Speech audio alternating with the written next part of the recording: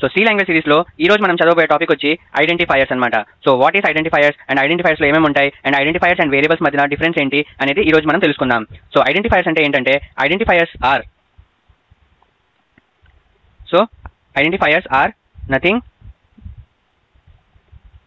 Nothing but names of variables, files, functions, arrays, pointers etcetera.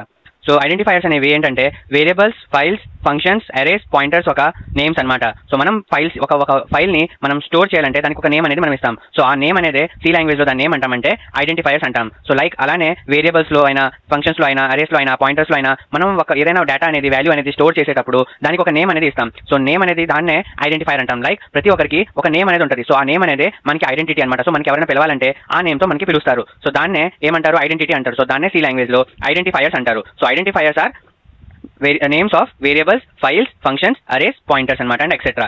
So next example ఏంటంటే ఇప్పుడు first variables.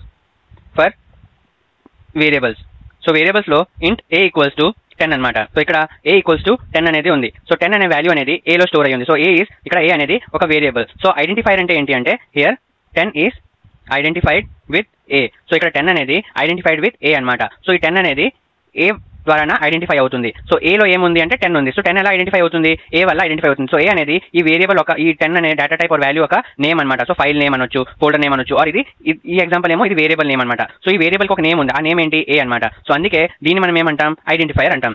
So 10 is identified with a. So same అలానే ఇంట్ b equals to 20. So ఈసారి here 20 అనేది దేంతో identify అవుతుంది, 20 is identified with b. So ఇక్కడ 20 అనేది b తో ఐడెంటిఫై చేస్తున్నాం. So hence a and b are called identifiers.